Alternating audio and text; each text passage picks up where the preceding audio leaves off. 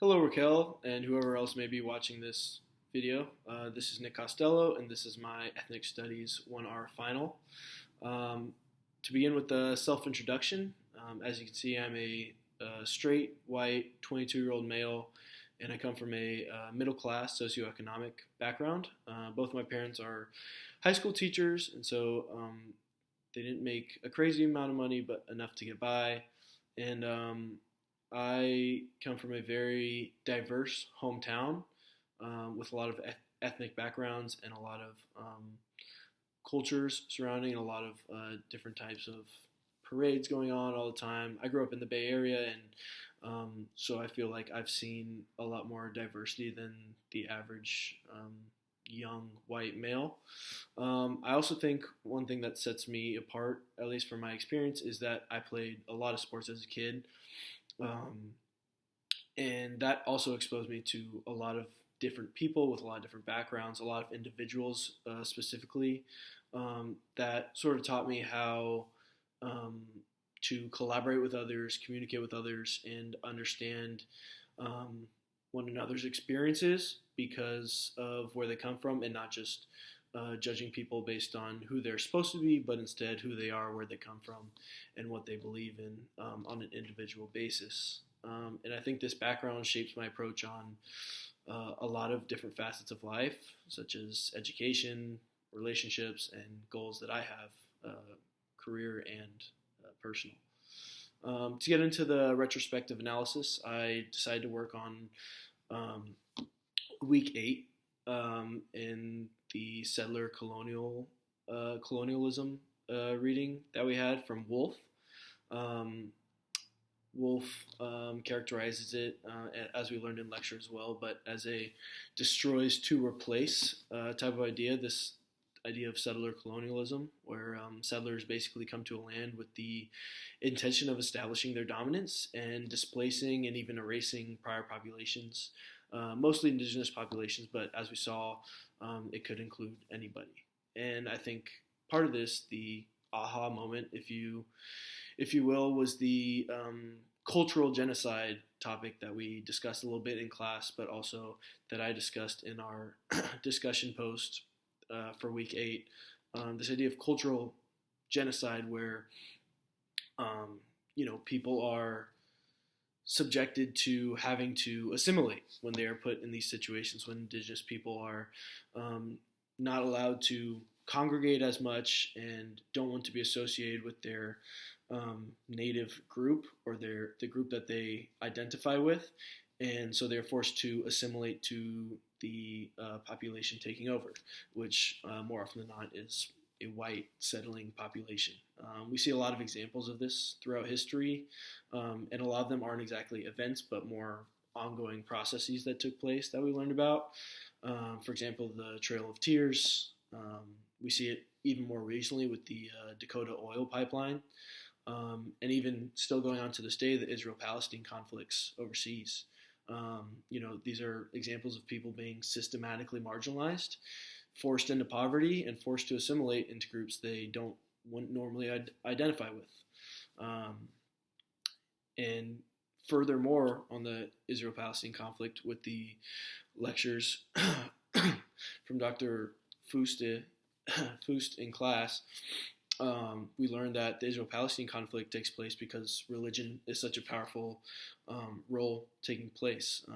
People identify with the historical values, the spiritual connections, and their religious identification, where this territory that they're fighting over is more than just government policies and economic gain. It's about where they come. It's territorial symbolism, if you will, and it's much harder to find those peaceful resolutions when people are fighting over a religious prophecy, something that they believe they are God-given.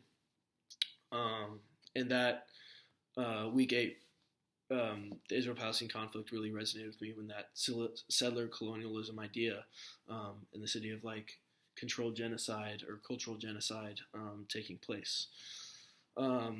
Moving on, in week 10, in retrospect, we had the Lisa Cacho and White Entitlement reading, where we learned about de facto status crimes, which I thought were super important to our learning in this class in general.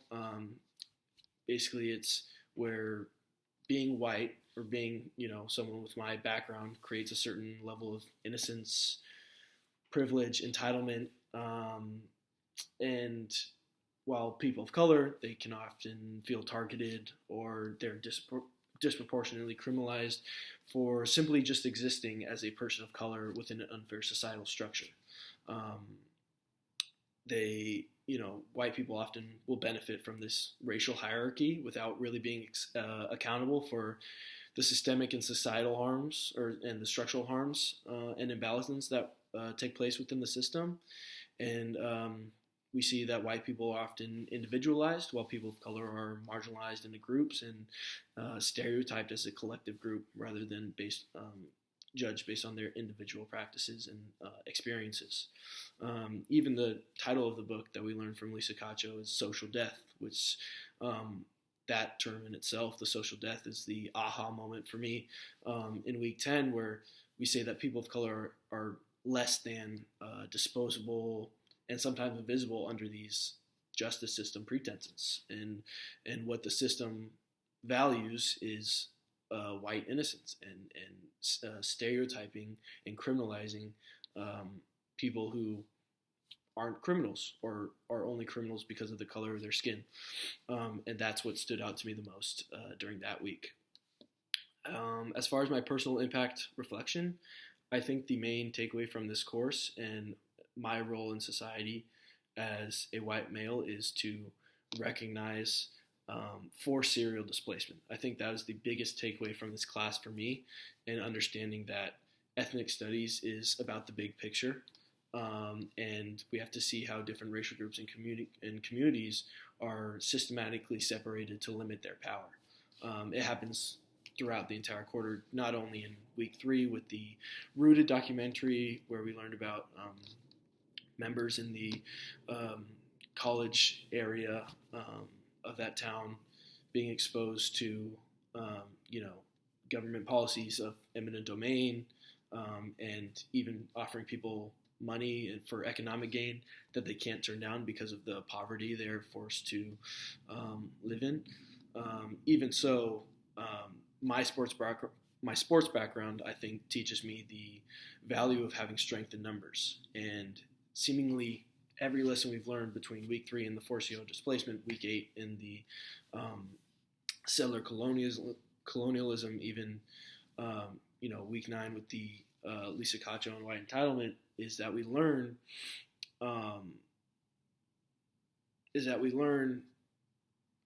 excuse me, I just realized I made a mistake and I said week 10 was the Lisa Cacho reading, but it's actually week 9, so I apologize for that. And I put it on my outline too, so I apologize. But it's the idea of having strength in numbers, and we realize how many government policies or how many situations that we learn about are meant to displace these communities that other racial groups have built, and the systemic value in limiting power so that white people gain more power. And so I feel like my job in this, in taking this class, is realizing those policies, those systems, and recognizing them early, and realizing that there is a strength in numbers, and doing what I can to contribute to being an ally and being another helpful hand in developing a sense of community for maybe a friend that needs a hand, or a friend who has been through different experiences and doesn't feel like he has an ally to fall back on. I realize the strength in numbers and what it means to keep people together, in how powerful that is from an ethnic studies perspective. I really appreciate all your work this quarter. Thank you very much, and I'm glad I was able to learn more about this topic, and I'm excited to be able to use it in not only the rest of my classes here at UCSD, but the real world as well, wherever my career takes me. So thank you very much. I hope you have a good day.